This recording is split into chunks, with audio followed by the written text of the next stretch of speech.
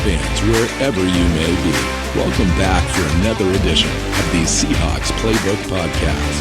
Join your host, Phil Alvstad, and co-host, sports writer and football analyst Keith Myers, as we talk Seahawks football.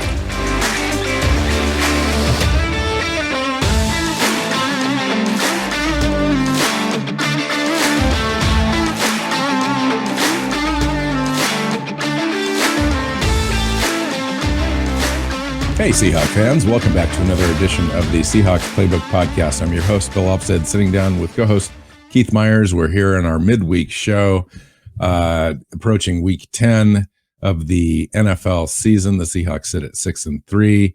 Just fun conversations during our midweek show. And this week, Keith, we're going to be talking about Geno Smith and his future as a Seattle Seahawk, what it would take now at this point to bring Geno back. He's not under contract in 2023, and it looks like it's just getting more expensive every week.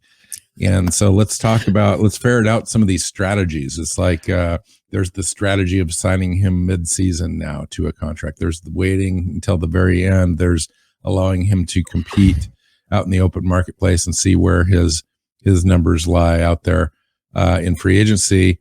And then, of course, worst possible case scenario, the franchise tag is a possibility sitting out there. You've got a restricted tag and a protected tag. I'm not sure exactly what it's called. Can't remember. Transitional tag. And so those are some options, and we're going to take a look at them. What are the salary cap implications? Where do some of the other players stand? Where are we at with cap in 2023? And what does the free agent market look like? What is his competition? What is Seattle's available market for quarterbacks next year if they decide not to have a first pick quarterback in the draft and have him come in immediately start, which I think would be a disaster for this team. Even if you take a look at the top 2 or 3 quarterbacks in the draft with this roster, you're in win now mode. And I don't know if you could go through those growing pains and survive that. But let's talk about all of it. Keith, welcome in. Yeah, I mean, this really is a team that is kind of in win now mode, and we did not expect them to be in win now mode at this point. Sure.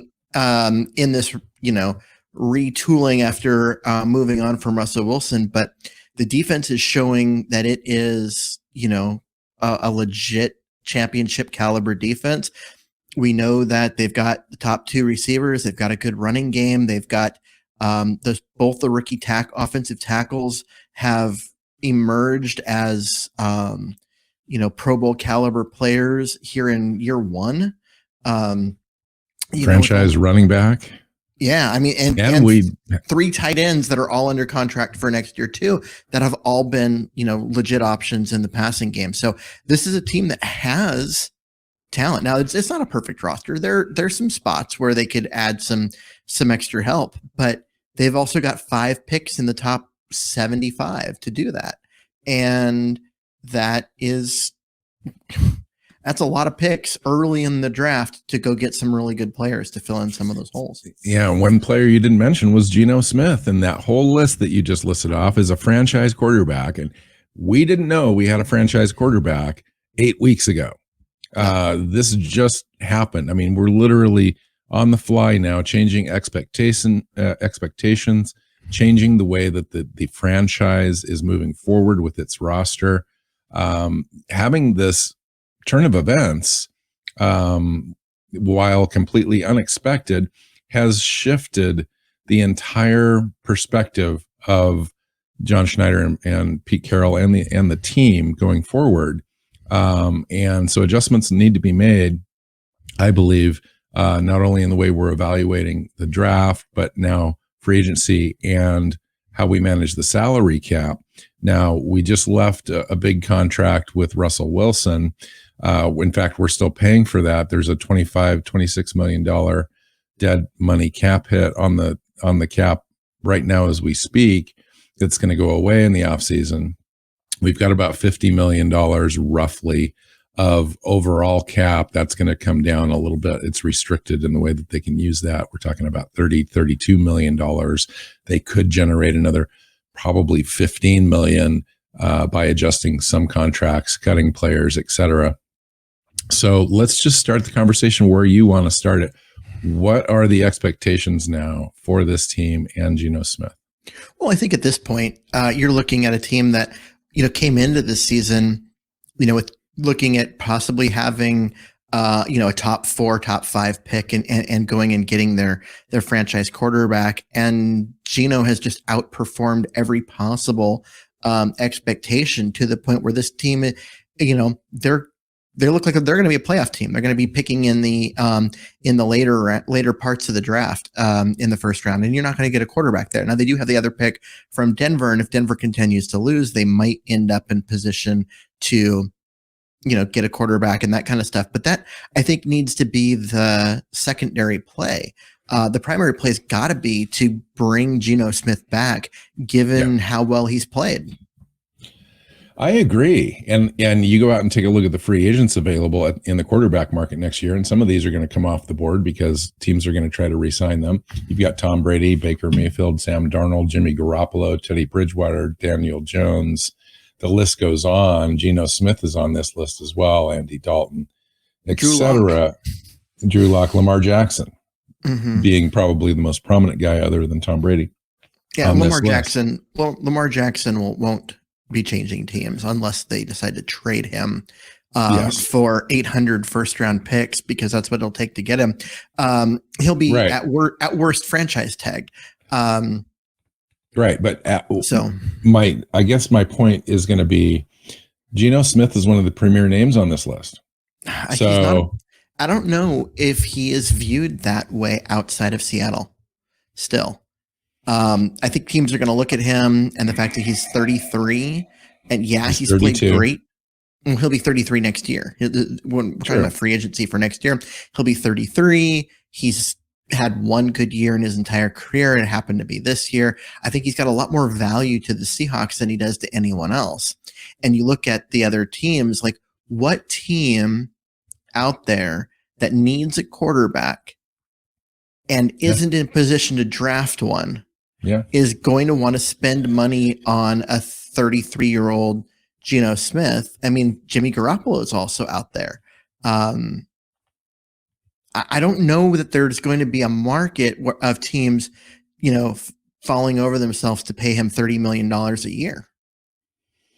And that really is the question. I do think that there's going to be 3 or 4 teams in real immediate need of a quarterback. Let's just say 2 of those, if not more, get solved in the draft. Now that's solved with quotation marks because that quarterback is going to take a little bit of time. There's no guarantees he's going to be ready on day one, even if it's Stroud or if it's Levis or Bryce Young. Those guys will probably be asked to start wherever they land, but it doesn't necessarily mean they're going to get good play out of them. So it really does depend on, do teams have cap space, and what are their priorities? Do they want a veteran to come in? I think Geno Smith has proven so far that he's really the top of the class here. Now, I could be wrong. Geno could revert a little bit. It doesn't seem like it, though. This is who he is, I think, what we're dealing with here, which makes me kind of question that. I don't know how many teams are going to be breaking down the door for Geno Smith.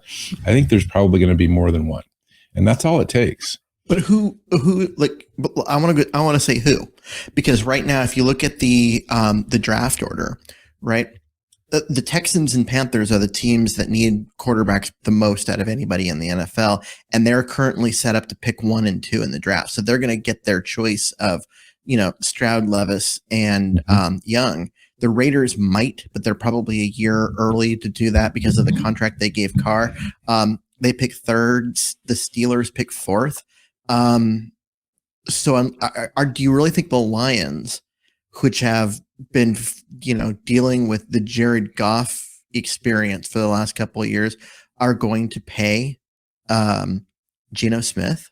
It's quite possible. And the only reason I say that is, free agency comes before the draft. So these things will be kind of determined prior to the draft. And so those teams at the top, if they're still quarterback needy when they pick or don't trade out of it or whatever, will have those options. I think Geno's going to be a priority free agent. I just do. By this time in February, I think he's going to be a hot commodity. And I think there's going to be more than one team other than the Seahawks that is going to be interested in Geno. And if that's the case, he won't make it to free agency. If that's the case, I think Geno could earn a contract that's north of $30 million. And if you go out and you look at the salaries in free agency and you look at his valuation, and just so you know, the valuation right now from over the cap, just based on Geno's current play at the position, is $38.776 million APY. That's the over the cap estimate on his contracted valuation. So that puts him, doesn't necessarily mean it's true. Just means that's where they've been. In between Dak Prescott and Kirk Cousins. And yeah, I mean, you're looking at that puts him in that range. And you take a look at Tannehill, which is, I think, of the comp for him as far as like contract situation. Ryan Tannehill, 29 and a half. He signed a 4-year, $118 million deal in 2020 that included $62 million fully guaranteed at signing. Yeah, it's 29.5 million. Right. Since then, though, the cap has gone up. So if you take a look at the percentage of cap and not just the number, that would have been like a $135 million deal with $65 to $70 million guaranteed in today's money. So all I'm putting on the table is the facts. It's like, this is kind of the way that the value works. Quarterback's a premium situation. When there's a limited supply, good quarterbacks with Geno's skill set, and I don't care if he's 32 years old and this is his first year having success. It was the same for Tannehill at the time that he got that contract as well. And so I think that there's a certain value that teams have on quarterbacks that make them these wild cards that you just really can't predict. Well, I think the Tannehill one is a great comp for the situation, the age but Tannehill had always been a starter. I mean, he had half a season where he wasn't a starting quarterback. And that was when he came in and waited for Marcus Mariota to fail and then took over, and the team got better. And it's a different situation as far as, his, True. But it's not ideal, but it's a great comp because, talking about going into his 33-year-old season and all of that, and, being with relatively new to a team, but has had success with that team. And, he had way more value to the Titans than to anyone else that was looking at signing him. I mean, yes. And that's kind of where they're at. Geno Smith has way more value to Seattle in terms of continuing on what they've currently got going for them than any team that's looking to like rebuild. Are you rebuilding around Geno Smith? So you'd have to have a roster that is ready to roll, ready to go compete right now. And you're just missing a quarterback. So maybe if, Kirk Cousins decides to retire, then the Vikings would get involved in that, or Matt Stafford with the Rams. And so then the Rams are looking for someone. You're in a situation where something like that needs to happen for Geno Smith to have suitors outside of Seattle that are willing to pay a premium for him. I don't see that happening this year. Maybe the Colts, but they just fired their coach and looked like they're going to be starting over. It is a bit early. I mean, we're kind of in the front of this thing, really, and I guess that's the way to begin a conversation, is to kind of get out in front and talk about this thing and lay it out a little bit, so we kind of go through it and have at least a baseline understanding of where we're at. But I agree, it's all going to depend on the market, and I'm not sure that that's completely set up yet. But it will be. I think in fairly short order. You look at the group of Marcus Mariota, who just, is a similar situation where he was a starter, became a backup for a while, came back, and now is a starter. He's only making, 9.5 this year. Jameis Winston has had, he's been a starter pretty much the entire time since he got drafted. He's making 14, but obviously that's not a great comp because he just hasn't been that good for the last few years. Baker Mayfield at 15. Matt Ryan just got benched. He's making 30, right? So there's a lot of different places where you can kind of look at comps and go, I think he's going to be somewhere in between there. Tom Brady's making 25, Tannehill's making 29. If you're looking at Geno Smith, you're looking in that range. You're looking at somewhere between 25 and 32 million a year for 3 years. Yes. And I think that is going to be enough to get a deal done. And it's going to be enough. It's fair. It's a fair market value for him. And honestly, like I said, I believe he has more value to Seattle, where he knows the offense, he knows the coaches know him, they know how to get the most out of him, than he does for any other team. No doubt. No doubt. I think that, as he's gone along, and we'll see this play out throughout the rest of the year, I think he's beyond being a system guy. We had talked about this in the previous show about Shane Waldron's offense and Geno being very good in it. But you could also see Geno being very good. He's got attributes that lend itself to other offenses as well, I believe. Now he has comfort in this system, and I think he's excelling in it, but I don't know that it's the only one that he could find success. It's interesting. It's an interesting conversation. If you are a GM of another team, you are either in a situation where you're rebuilding a team, like the Colts, like the Lions, or you're in a situation where your starter just retired, like Matt Stafford, and you're trying to reload. Geno Smith is very attractive. Think about it, though. If you are trying to rebuild a team, Geno Smith is not the guy you want. Yeah, but you know what? You could, because Geno Smith could be looked at one of the best insurance policies that you could buy as a general manager, because you're going to win right away if you've got a roster. You're not rebuilding right away. Let's take a look at the Los Angeles Rams deal, for example. Matthew Stafford's fallen off. I don't know exactly what's going on there. But if you brought Geno Smith back in there, they've got a win now roster with Cooper Kupp and company. I think that would be an ideal fit for him. He knows the offense. He's, to me, that's like a no-brainer. If I was them, I'd go out and try to get Geno. So in a situation where you have a made roster and you need a quarterback, and especially if you are running, the Sean McVay system, which Shane Waldron is he's a student of that. Then he's going to be someone that you're looking at. But for that to happen, Matt Stafford has to retire. He's 34. He's only he's 1 year older than Geno Smith, with about 75,000 miles more on the tread. But they're quarterbacks. They're not running backs. And you also got Jimmy Garoppolo, who's out there, who is showing this year that he's not Geno Smith. No, but he's not going to cost as much, and he's younger. Right, but he also is going to limit your team. I mean, Geno's showing that he could go out and win you a Super Bowl. That's the kind of level that Geno's playing at. Jimmy Garoppolo has never played at that level. Let's take a look at the other situation that you mentioned, the Lions with Jared Goff. Do we want another, Jared Goff, expensive veteran to come in on the Lions roster? The Lions roster is actually developing and getting better all the time. A guy like Geno Smith would elevate that team, I think, and play with a good young coach that's kind of fired up. That would be an interesting option for them. They're in a situation where they are building. They're trying to get young. They're trying to get cheap. They're trying to get hungry. And they're going to go get a 33, 34-year-old quarterback.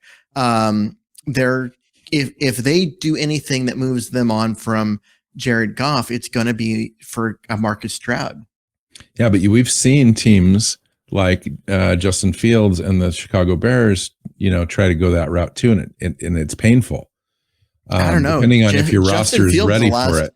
The Bears, their roster was absolutely not ready for it. Their roster is still trash, but Fields is coming around despite the trash roster around him. He's showing signs, and you look at what's going on with Zach Wilson and the Jets, and Trevor Lawrence down in Jacksonville. These guys that are being given a chance to develop are starting to develop. Right, but you need to commit to that. Even with terrible rosters around them. That's the other part of it, because those rosters aren't great, but the guys are starting to truly develop. And a place like New Orleans would be interesting. New Orleans is an interesting one, but they just gave a bunch of money to Jameis Winston. They're kind of stuck. They're kind of stuck with him for one more year.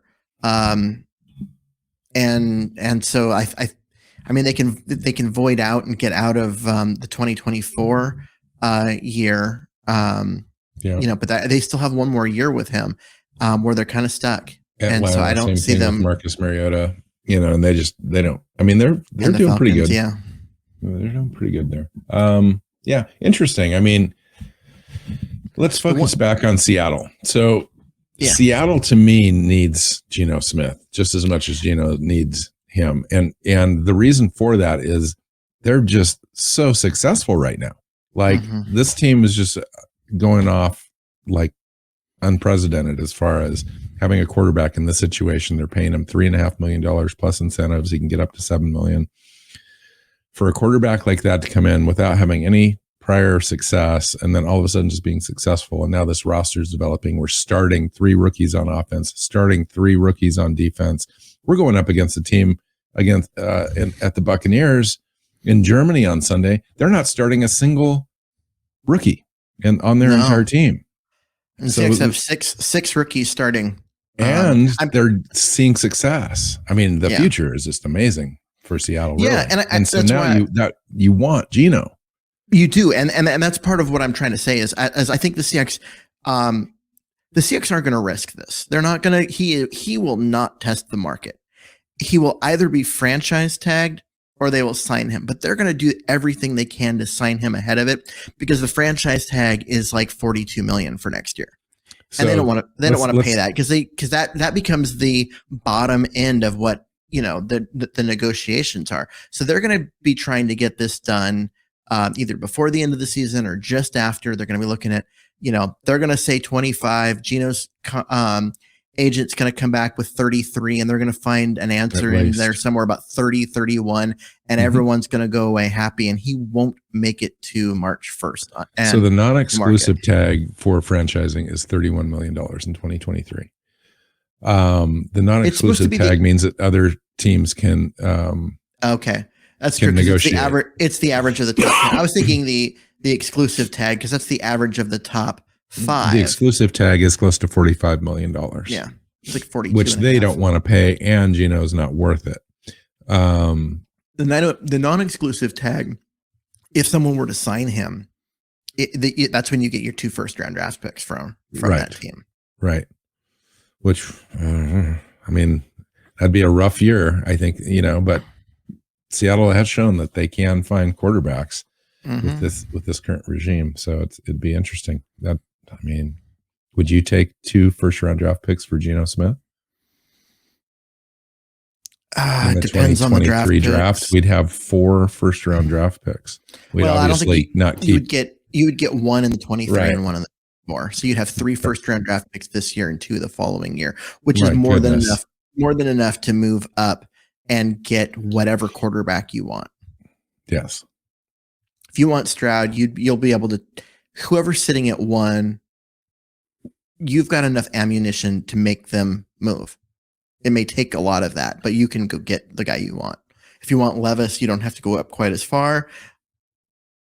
It'll cost less.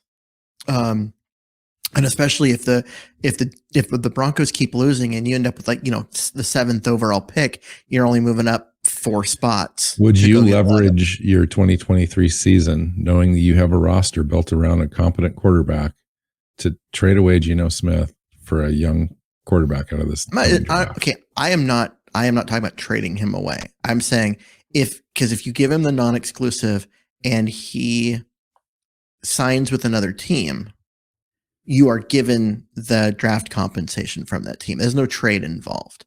They might come to you. That's kind of what I'm saying. They might come to you and say, "Hey, we want to sign him. Would you be willing to trade him for a 1st and a 3rd?" And you go, "No."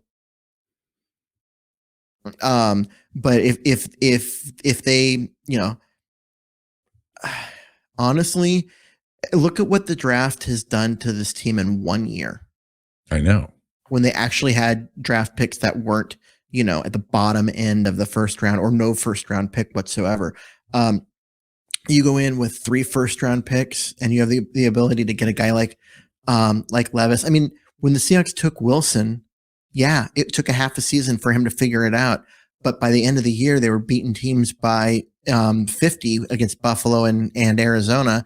And they were a massive threat in the playoffs. And everyone knew that even if they didn't win that year, they were going to win the next year. And they did. And you're looking at a situation where you're in a spot, you get a guy like Levis, you have all those other picks, you reload the roster in a way that's even crazier than it is right now. And you're looking at, you are basically positioning Seattle to be where they were in 2012.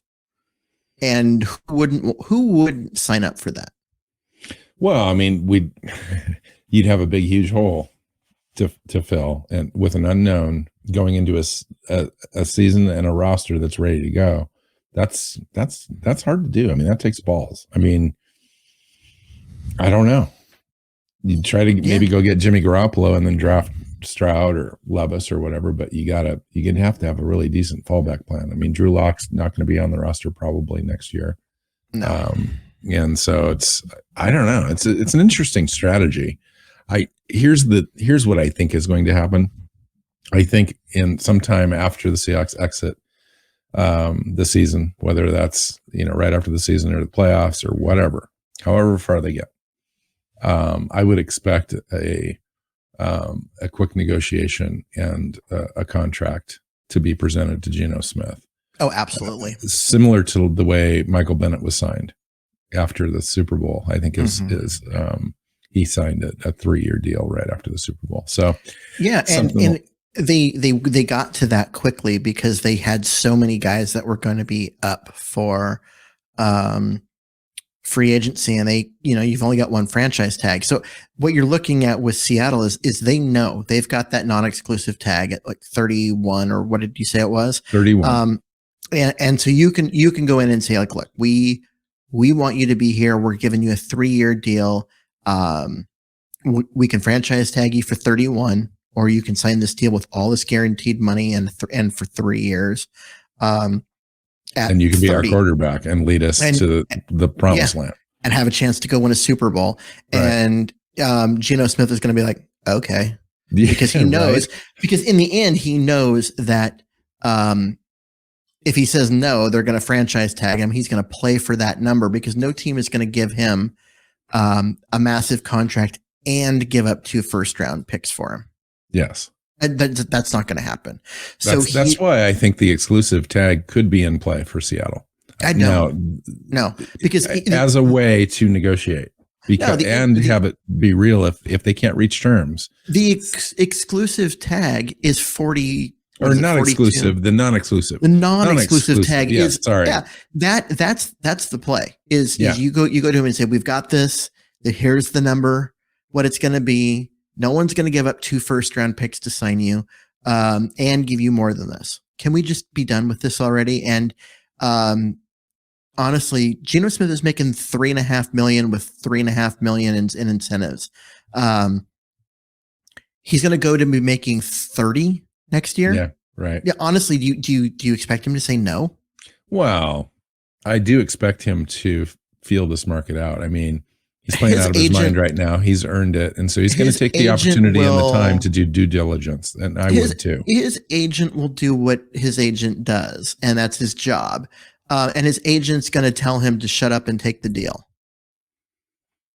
because it's great for him. It's a great situation. It gives him an opportunity to continue to play and have success where he's had success and make a bag of money. Yeah, because, currently Geno Smith is making 1.6% of the salary cap in Seattle, and he's got a chance to make 12 or 13%. Yeah. And that's a big deal. And the thing is that you look at Seattle's cap is that, like you said, they're sitting at 53.78% or 78 million.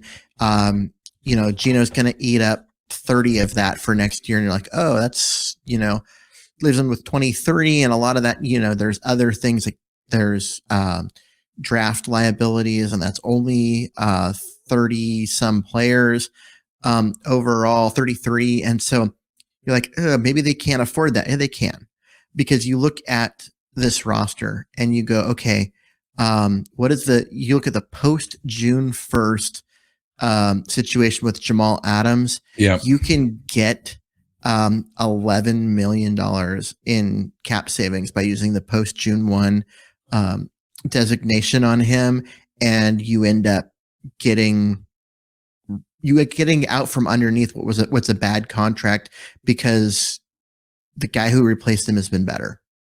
You look at Gabe Jackson, who's now splitting time at right tackle. You can cut him. And I'm going to pause you just really quick too. Just as a reminder, right now the Seahawks are paying north of $55 million in dead money this season alone. Yeah. And next year, Jamal Adams' dead money, reflective of if he was cut, would be $7 million. So, and all of that dead money that Seattle currently has this year would be off the books next year. I think there's $54.5 million in dead money right now. Yeah. And so much of that is Russell Wilson. Yeah. 26 of it. Yeah. Yeah, I was amazed when I saw that number today. But anyway, Jamal only would account for $7 million of dead cap space with an $11 million overall cap savings. Yeah. Post June 1st. And so if you need that money, go get it. And, depends on Jamal. Now, we had a comment from our last show on our YouTube channel, and it said, what are you guys talking about with Jamal? He's still a great player. We need him. He'd be great for this team in this locker room to have him back next year. Yeah, I'd agree if he was completely healthy. Yeah, but he'd be totally worth it. You've got a player who's outperforming him already on the roster in Ryan Neal, and you can get $11 million in cap space that you can use at a different position, a more premium position. I think you have to consider that. I mean, if everything breaks in a way and the team doesn't need the money and you can bring Jamal in and whatever, cool. Or you go to him and you go, look, here's where we're at. I mean, Ryan Neal, Wally pipped you. He's the guy. Do you want, your choice is either to stay here and make this number that we're going to put in front of you that's less, or we can cut you with and let him decide. And if he looks at the fact that he's been hurt the last 3 years and go, you know what, I probably won't get an offer that's better than, $4 million or $5 million and then he takes it and he restructures his deal and takes a massive pay cut. But what we know about Jamal Adams is he's probably not going to do that, because to him, it'll be like an insult. And at that point, you cut him loose. And Gabe Jackson, same. They're really grooming Haynes to kind of take over there. He's done very well. You could save $6.5 million against the cap next year if Jackson is gone, etc. I mean, there are some other moves and restructures along the way that we could make some room. And then Geno, of course, when you add the bonus money in, if you're going to guarantee 40 or 50 million of the 90 million that you're going to give him and spread that out over 3 years, maybe even add a void year on, who knows? You could really, make some additional moves in free agency to help your team next year. So that cap is just really kind of wishy-washy right now. The other one, when you look at it, is, because you're in a situation with 2 first-round picks and no need to get a quarterback because you've already, you've re-signed Geno. Quandre Diggs, his contract starts to look very cuttable, where you can save 14 million against the cap. Yes. And maybe not cuttable, but it looks cuttable. So you go to him and be like, hey, let's restructure this. Maybe they extend him for a year or whatever, but it's just, there's cap room to be had. You mentioned Shelby Harris. That's another one where they could do that.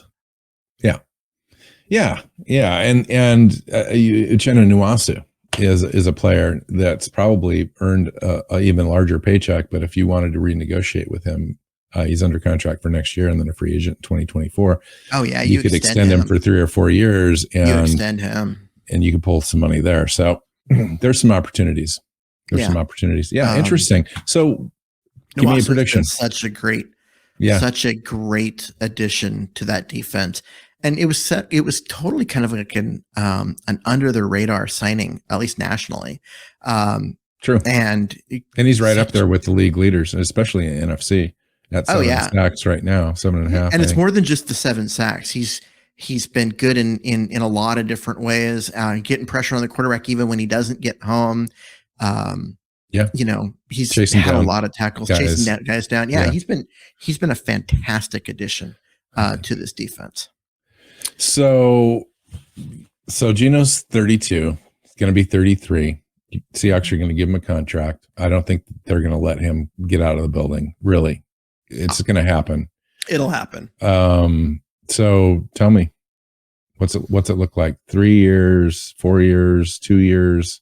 3 years, $90 million, 52 of it guaranteed. That seems about right. And they roll with Geno for 2 of those years and look at developing a quarterback and seeing if maybe they can get one. Man, this came on fast. I can't even believe I just heard that out of your mouth. Who expected Geno Smith to be a guy that people are talking about as a $30 million a year player? He was a free agent. He sat out there forever. He signed right before the draft. Yeah, the Seahawks had traded for Drew Lock. With the Russell Wilson thing, they had Drew Lock on the roster first, and then they went out and signed Geno, and they signed him to $3.5 million with $3.5 million in incentives. Yeah, which was the biggest payday he's ever had. Yeah, and Geno's only earned like 17 or 18 million dollar, 20 some odd $million in his career. Yeah, because he spent most of it either on a rookie contract that wasn't the first round pick. He was a second round pick. Or veteran minimum deals to be 1 year contracts. Yeah. And in Seattle, hasn't been veteran min, but it's been like, $2 million, 2.5, I think, for 1 year when it went back down to 2. And then this year they had to pay him a little more, but they promised him he'd get a shot to start. And he has taken advantage of every second of it. And the guy has done. What a story. It's an incredible story. I mean, find me a better one. Find me another guy who was completely counted out and then come back and has been a Pro Bowl caliber franchise quarterback after 8 years of being a backup. Yeah, I know. And literally just garbage time snaps for 8 years. Crazy. All right. So we need to get out of here. So fun conversation. I can't even believe we're having the conversation, but I'm glad we had it. It's going to be a fun ride. I mean, the rest of this season the most unlikely. Really, I can't believe we're having this conversation, and that I am a proponent of paying Geno Smith $30 million a year. Like the idea that 2 months ago that anyone told me, hey, in 2 months you're going to be saying that, I would have laughed so hard. I would have said it's much more likely that you're paying him, $300,000 to be a backup or an assistant quarterback coach at some college program than paying that. But he has played fantastically this year, and he's earned it. Yeah, he's earned. Not only just played fantastic, it's not like he's playing over his skis or out of his mind, or this is who he is. It's a testament to him really staying with it and mentally, more than anything, coming to work every day, believing in yourself, knowing that another opportunity would be just around the corner and you're going to be ready. That takes a huge amount of self-discipline. And so hats off to him, because he's earned every penny that's come to him. So, and having fun this year, I think, is the big thing too for him, is going out. He looks like he's enjoying himself. He does. He looks like he is really enjoying this opportunity and the success that he's having. it's a fantastic story. If you're not like inspired by this story, man, I don't know what's wrong with you. Absolutely. All right, let's get out of here. Find Keith on Twitter, find myself on Twitter, find the show on Twitter. You can find us on your favorite podcast platforms and YouTube. We've got our own YouTube channel. Make sure you hit that subscribe button. That really helps us. And share it if you like it. So until next time, go Hawks. Go Hawks.